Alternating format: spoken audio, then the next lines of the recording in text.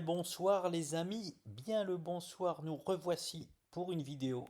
Je vais analyser, donc forcément, je vais revenir sur le Bitcoin et je vais vous présenter ETC et BCH que je vous avais déjà présenté mes petites vidéos là-dessus. Donc je reviens sur le Bitcoin qui n'a pas encore fait son choix, mais qui l'a fait. Voilà, tout simplement. Je vais vous dire, c'est toujours pareil, on est sur les mêmes prix, on pense qu'il a rien fait, mais ça y est, il a fait quelque chose. On va voir ça en image. Donc, je reviens sur ma petite figure et vous voyez l'importance de bien prendre son temps pour tracer encore une fois les figures parce que ça permet même, hein, alors c'est quelque chose à ne surtout pas faire, ce que je vais vous dire là, surtout pas faire, même pour les traders. Mais je vais m'y aventurer, je vais m'y aventurer un jour. Ça permet même de faire du levier. Voilà, tout simplement. Lorsque les figures sont parfaites et bien tracées. Pourquoi? Parce que donc nous avions tracé cette figure-là lorsque nous étions ici. Je vais prendre ce que j'ai fait là. Lorsque nous étions ici. Et lorsque vous... Enfin, bon, regardez ça, les touchettes, mais vraiment parfaites. C'est pour ça que je parle de, je devrais pas parler de levier, hein. C'est vraiment à proscrire, hein. Et si ça n'existerait pas, ce serait mieux dans le monde du trading. Mais voilà. C'est juste pour vous montrer que lorsqu'on a des figures parfaites et parfaitement tracées, on peut même se permettre de faire des petits leviers à droite à gauche. Parce que on peut toucher des points parfaits, hein. Quand on attend un ordre, par exemple ici, et que ça vient juste chercher l'ordre et que boum, ça vient... Enfin voilà.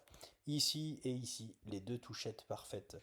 Par contre, là, c'est pas parfait, et là, c'est pas parfait.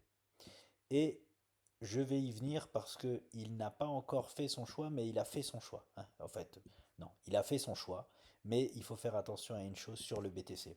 Donc, son choix pour le moment, c'est quoi? Alors, ici, il n'a pas fait son choix. Ici, il n'avait pas fait son choix, c'était tout simplement un faux move. On est sur du 30 minutes, je vous montre pourquoi. Regardez, lorsqu'on passe en H4, ce n'était qu'une mèche. Voilà. Il n'y a pas eu de clôture H4 au-dessus. Par contre, regardez ce qu'il se passe ici. Nous avons une vraie clôture H4 au-dessus de cette figure-là. Donc, il a fait son choix. Il a choisi pour le moment les 49 000 $. Maintenant, attention à une ou deux choses. Deux choses, je crois, mais je dis une ou deux. J'ai la gomme là. Non, c'est pas là la gomme. Bon, bref. Je vais pas faire comme ça. Je vais faire comme ça et enlever ça. Et ça aussi, on s'en fout. Voilà. Donc il nous indique les 49 000 $, le BTC. Il faut faire attention à deux choses. La première, c'est, et j'ai dû revenir en time frame plus grande pour savoir à quoi ça correspondait. Je me remets en 30 minutes. Je me suis dit, qu'est-ce que c'est que ça, là, cette résistance-là qui a au-dessus de moi. Et en fait, faut pas oublier que le contexte, c'est celui-ci. Je crois que c'est en daily que je l'avais placé, voilà. Hop. Non, c'est mieux visible en H4. Voilà. La figure complète, hein, faut pas oublier que c'est celle-ci. Que je ne valide pas, moi, hein, comme une réelle épaule tête épaule parce que je ne valide pas la, comme je vous disais, le caractère baissier avéré avant de construire cette figure-là. Mais la vraie figure, c'est ça. Voilà. Je ne la valide pas tant que telle, mais elle est là et elle existe. Donc on est là-dedans. Et la ligne de coup, donc c'est bien ça. Donc la première chose à faire attention, hein, il nous a validé, il nous a dit que les 49 000 $ le Bitcoin, mais attention, hop là, je vais le mettre en plus gros, à cette zone-là, attention ici. Si on se fait encore une fois renvoyer dans les cordes, ça sent mauvais, hein. Parce qu'on s'est déjà fait renvoyer ici une fois dans les cordes, hop, et ici ce serait la deuxième fois, donc attention, hein, quand on a des résistances qui sont solides comme ça, hein, ça veut dire que bah, hein, elle va tenir et on peut se prendre une gifle et choisir l'autre direction. Donc, première chose, attention à cette zone-là par rapport à la figure principale du BTC. Il nous a dit que les 49 000, mais soyons prudents. Et la deuxième chose, et ça je l'avais pas vu, c'est en allant sur les futurs que je l'ai vu. La résistance en haut n'est pas la même. Regardez en fait comment elle est sur les futurs. Et c'est intéressant parce que en fait, on a la même chose, mais différemment. C'est-à-dire que là, on l'a dans la figure, cette résistance ici que je vous ai montré et ici, on est toujours dans cette figure.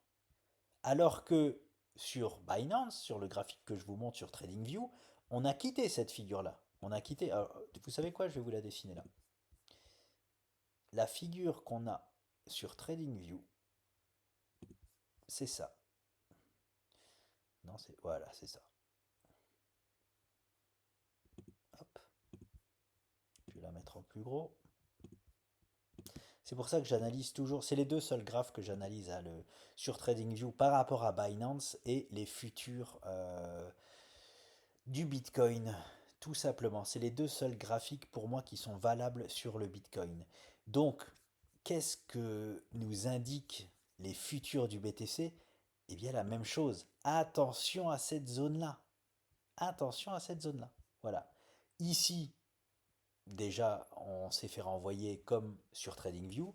Et maintenant, on est déjà. Alors, elle est un tout petit peu plus basse que sur TradingView, mais c'est pareil. C'est pareil. C'est attention à cette zone-là. Donc, voilà, affaire à suivre pour le BTC. Je ne suis pas encore optimiste à 100% pour les 49 000 dollars à cause de cette zone-là. Une fois qu'on aura validé le dépassement de la ligne de coup de la pseudo-épaule tête-épaule, là par contre il nous indique clair, il nous indiquera vraiment très très clairement les 49K. Donc voilà les amis. Est-ce que je peux retourner sur TradingView? Hop. Oui, je referai un petit montage sur cette vidéo, étant donné que lorsque j'ai enlevé la page, il y avait des petits trucs personnels sur mon ordinateur. Donc voilà, ça sera coupé au montage et je mettrai ça à la suite. Alors, je reviens donc, voilà, tout sur le BTC, vous savez tout. Je voulais vous présenter l'ETC. Alors, c'est marrant parce que ETC et BCH. ETC, Ethereum classique et BCH, Bitcoin Cash. Donc les deux liés aux deux monstres de la crypto. Eh bien, je vous les montre ici en image. Pourquoi elles m'intéressent? L'ETC, je ne l'avais pas vu. Je ne l'avais pas vu et je me remets à réanalyser absolument toutes les cryptos du monde de la crypto pour essayer vraiment de choper celles qui vont partir parce que ce qui est compliqué c'est vraiment de se mettre au moment où elles partent. Il y en a tellement en fait et j'aime bien me mettre sur celles qui démarrent et tout de suite être pris dans la tendance. Ça c'est le but un peu du trading. Mais en ce moment ça ne décolle pas. Donc je suis à la recherche et j'ai trouvé ETC classique. Ici on voit pas grand chose. Ici, on voit pas grand-chose. Ah, je suis quand même. Je vous présente quand même la figure. Je suis un phénomène, moi. Je vous présente quand même la figure de base d'Ethereum classique. C'est celle-ci. L'objectif est très clair. Alors, l'objectif n'est pas de retrouver les plus hauts ici, d'un biseau. On n'est pas dans un biseau là, on est dans un triangle descendant. Les objectifs sont pas ceux-là, mais j'ai mis cette zone-là. Pourquoi? Je vous le montre en image. C'est important que je vous montre ça parce que parfois, les gens peuvent être déçus, avoir loupé l'objectif, ne pas savoir trop pourquoi. Voilà. Ça, c'est l'objectif. Ça y est. Le raid a été lancé sur cette... alors, je vais la montrer ici. Sur cette séance, ici, là. Il a décidé de casser à la hausse. Donc, voici l'objectif d'Ethereum classique. Voilà, vous voyez, c'est juste au-dessus. Mais lorsqu'on a une résistance juste en dessous, je prends pas de risque et je mets mon objectif en fait juste en dessous. Voilà, tout simplement. Donc, je supprime le vrai objectif de la figure et pour moi, l'objectif clair et net de Ethereum classique est voilà, les 52 dollars. Voilà, pour être précis. Et pourquoi elle m'intéresse doublement? Donc, on a cette figure-là. On a le raid qui est lancé. Bon, après, c'est de l'hebdo. Je vous dis franchement, ça peut mettre une plombe. Ça peut mettre une plombe. Regardez combien de temps il a mis à faire cette figure-là. Et vous voulez avoir un ordre d'idée sur le temps que ça prend en moyenne. Je vais vous dire. Le, prend que ça, le prend. Le temps que ça prend en moyenne, ça va être 40 semaines. Alors non, non, non, pardon. 1, 2, 3, 4, 5. 35 semaines encore. En moyenne, l'objectif sera atteint en 35 semaines. C'est énorme, 35 semaines, ça fait quoi? Ça fait presque un an. Ouais, ça fait, allez, on va dire 7 mois. Donc, c'est pour ça que je dis, ça peut mettre du temps. Après, on est dans l'univers crypto. Le truc, c'est ça dans la crypto, c'est qu'en moyenne, dans l'univers boursier, on met le moitié de temps de la consolidation là, mais on n'a pas encore sorti. C'est pour ça aussi qu'on va sortir un livre spécialement sur les cryptos, parce que j'ai hâte de voir ce que les statistiques ressortent au niveau des timings de temps. Mais les seuls timings de temps que je peux vous donner, c'est du point de vue boursier. Et on met la moitié à peu près du temps de consolidation. Donc voilà, si on était en bourse, ça peut mettre, en moyenne, ça mettra 35 semaines à aller jusque-là. Dans le monde de la crypto, ça peut mettre un jour. Voilà. Donc en fait, le timing que j'ai envie de vous donner, c'est entre un jour et 35 semaines. Voilà, comme ça, je me tromperai pas trop, hein. Bon, on y sera. Je peux même mettre mes mains à couper qu'on y sera largement avant les 35 semaines. Parce que là, on n'est que dans. Non, vous me direz, si Ethereum classique déçoit au prochain bull run, bah, ce sera son plus haut. Et oui, ça peut être hyper, hyper long. Mais donc voilà, je vais pas dire plus de choses par rapport à ça. Mais qu'est-ce qui m'intéresse aussi? Donc ça, c'est la base de la figure, hein. C'est que on est là clairement sur ce qu'on appelle une recovery. Une recovery, c'est quoi? Je vais me mettre en daily comme ça, vous allez voir. Une recovery, c'est quoi? C'est quelque. Donc, on sort d'un marché baissier. Et puis, eh ben, on s'endort. Hein, vous avez vu comment on s'est endormi pendant un an ou deux sur la sphère cryptomoniale. La zone d'endormissement, j'en avais parlé sur Link par exemple à l'époque, hein. La zone d'endormissement d'Ethereum classique, c'est celle-ci. Voilà. Il est resté dans cette zone-là depuis le 8 novembre 2022. 8 novembre 2022. Ça fait un an et 2 ou 3 mois. Voilà. Donc on va dire 3, 6, 9, 12, 5 trimestres. Pendant 5 trimestres, il est resté endormi. Qu'est-ce qui se passe aujourd'hui? C'est ça qui est vraiment ultra intéressant. Je le mets en plus gros. Boum! Pour la première fois depuis 5 trimestres, on casse cette zone-là et on vient se rappuyer dessus, mais vraiment proprement, quoi, d'une façon géniale. Voilà ce qu'on appelle une recovery. On se réveille. Alors, c'est pour ça aussi qu'on n'achète jamais avant. Alors, si en mode investisseur, oui, j'ai pu, je vais pas utiliser le mot conseiller parce que j'ai pas le droit de conseiller, j'ai pu en parler. J'ai pu en parler, voilà. Forcément, c'est des zones, moi, en bas là, auxquelles je peux qu'en parler, hein, surtout quand on est investisseur, je peux que parler de ces zones-là. Mais vous vous rendez compte, ce que je veux dire, c'est que, alors ici non, ici j'en parle pas. Ici, eh ben voilà, à partir de là, je peux en parler et surtout à partir d'ici là. À partir de quel moment, moi je parle de cette zone, allez, pour pas exagérer, je vais dire à partir de ce moment-là, oui, je parle énormément de cette zone-là, par exemple, pour investir. Voilà. Mais vous avez vu le temps que ça met, on ne sait pas quand ça va se réveiller en fait. Vous pouvez être coincé là-dedans, enfin coincé là-dedans, hein. Si vous achetez le bas, 15, vous faites quand même 50% de plus-value, hein, si vous êtes coincé là-dedans à un moment donné. Mais bon, pour moi, c'est des choses. C'est pas du tout ce que je recherche dans le monde de la crypto à 50%, mais c'est déjà des choses énormes pour beaucoup de monde. Donc voilà, on est coincé dans une volatilité quand même de plus 50%. Mais on est coincé dedans avant vraiment que ça se réveille. Et c'est pour ça que nous, notre job de trader, c'est d'attendre que ça se réveille et qu'on ait, pardon, que nous ayons la première consolidation. Hop, et la voici la première consolidation. Elle est là, la première marche d'escalier potentiel d'Ethereum classique. Et qu'est-ce qu'on fait dans ces cas-là? Pour, encore une fois, ne pas poser notre argent et que ça prenne une plombe, pour essayer en fait d'être embarqué dans une tendance, eh bien voilà le poids auquel on peut mettre un ordre d'achat. Voilà. Je vais arrondir au 26,50. Voilà.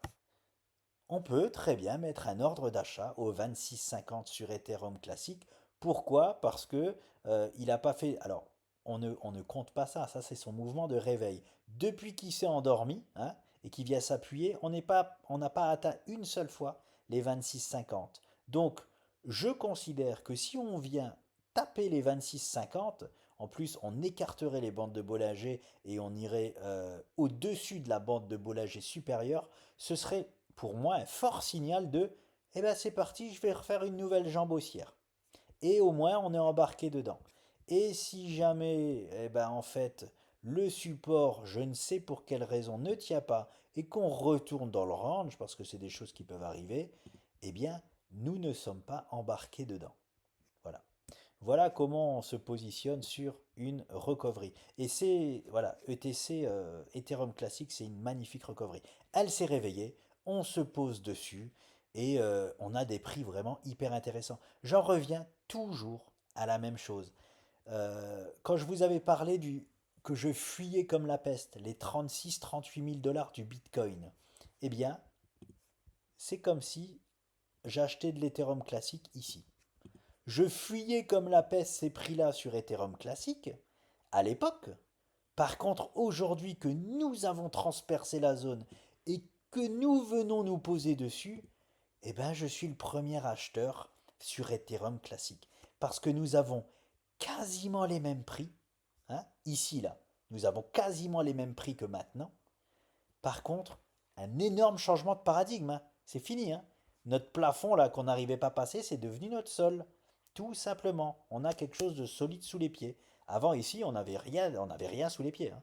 À part le fait de se retrouver à 14 dollars, on n'avait rien de solide sous les pieds. Maintenant, on a ce magnifique sol là, qui est allez, 22,50 $, on va dire. 22,50 $ sur Ethereum classique. Donc voilà pourquoi je voulais vous parler de ETC et je vais prendre donc ce bon vieux BCH qui est autre chose. C'est autre chose, mais c'est presque pareil.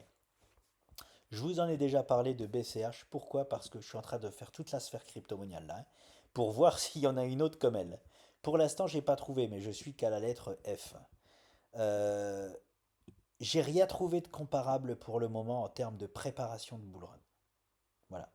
Je vous le dis très honnêtement, BCH est prête pour son bull run, je le répète, et d'une manière exceptionnelle. C'est-à-dire que j'adorerais voir ça sur le Bitcoin. J'adorerais voir ça sur le Bitcoin pour lancer un bull run. Voilà. On l'a pas, et je vous dis tout de suite, on ne l'aura pas. On n'aura pas une si belle pattern sur le Bitcoin pour lancer un bull run, hein, ce qui indique aussi que, à mon avis, je ne me trompe pas trop sur les plus hauts que le Bitcoin fera pour le bull run 2024-2025. Mais le BCH, par contre, lui, voilà, il est prêt. Alors pareil, ça peut mettre une plombe, mais il est prêt. Il est complètement prêt. Et là, en plus, il nous contracte ces bandes de Bollinger, même en daily. Donc, c'est un peu pareil. Pour ça, je vous dis, c'est autre chose, mais c'est quand même un peu pareil. L'endormissement de BCH, c'était quoi? C'était ici en bas, boum, on se réveille, on vient se poser dessus et on fait une consolidation plus haute. Par contre, c'est beaucoup plus bullish, hein. Il faut savoir que quand on fait plus la consolidation est haute dans le mouvement haussier, mieux c'est pour la suite, hein. On adore même, allez, l'idéal de l'idéal, c'est vraiment d'avoir une consolidation pour vous dire ici. Voilà. On l'a eu ici. C'est pas mal du tout, hein. C'est pas mal du tout. Voilà. Mais on n'aime pas quand le mouvement, hop, revient consolider ici tout en bas. C'est déjà intéressant tant que ça tient. Mais voilà. C'est de plus en plus c'est haut, plus c'est bullish, hein, tout simplement. Donc voilà. Voilà ce qu'on a sur le BCH. Et quand je vais en daily, je vais vous montrer par exemple moi comment je m'y prends, hein. Je suis transparent, totalement transparent avec vous. Voilà comment je m'y prends. Alors c'est marrant, j'ai rajouté l'indicateur de divergence sur TradingView et c'est marrant parce que c'est pas moi qui ai mis la BR, ça le fait automatiquement. Bientôt on n'aura plus rien à faire en trading. Mais enfin, c'est intéressant parce que regardez ici, hop, on faisait boum des plus hauts à chaque fois, mais le RSI il faisait à chaque fois des plus bas. Voilà, ça veut dire bon, je vais pas partir tout de suite, quoi. Mais bon, ça se passe pas toujours, hein. Mais voilà, c'est un signal qu'on n'aime pas avoir si on se positionne dessus, tout simplement. Donc moi, qu'est-ce que j'ai? J'ai ça. J'ai en plus le RSI qui regardez ça, qui a qui a parfaitement, on va dire, calmé sa volatilité aussi, hein. En même temps, c'est normal parce qu'ici, il y a pratiquement plus de volatilité, hein, sur BCH. C'est magnifique, hein, les bandes de Bollinger, elles se rapprochent tellement que, voilà, comme je dis toujours, un move en approche. Voilà, il y a un move en approche sur BCH. Le BCH va nous faire un move en approche. Et moi, forcément, pourquoi je privilégie la hausse? Parce qu'on vient d'une hausse. Voilà, tout simplement. C'est ce qu'on appelle, je pense, que c'est ce qu'on appelle privilégier le momentum, pardon. On vient d'une montée, on monte, on consolide magnifiquement, on privilégie forcément la montée. Forcément la montée. Surtout que là, on nous fait une magnifique séance qui est la figure la plus puissante pour la suite. Donc voilà pour le BCH. Alors, je la trouve quand même, elle est exceptionnelle, hein. Pour moi, c'est une faute professionnelle, par exemple, si j'ai pas de BCH pour le bull run. Voilà, c'est une faute, c'est ce que j'appelle une faute professionnelle. C'est tellement évident qu'elle va nous faire un beau bull run que ce serait une faute professionnelle. Mais c'est loin d'être la plus attractive, hein. Je vous le dis tout de suite, hein. Pourquoi? Parce que le BCH... Ah, pardon, je finis. Comment je me positionne sur BCH? Un peu comme ETC classique, mais en étant un peu plus agressif. Bon, ça, c'est un peu avec l'expérience qu'on le fait. Je le faisais pas du tout à la base et c'est pas conseillé de faire, mais pareil, BCH, hop, je mets, voilà, ma ligne d'achat ici, à peu près au, allez, on va dire 247 $. Non, même, ouais, 248 $. 248 $ sur BCH. Pourquoi? Parce que je suis au-dessus de la bande de Bollinger supérieure qui se contracte énormément.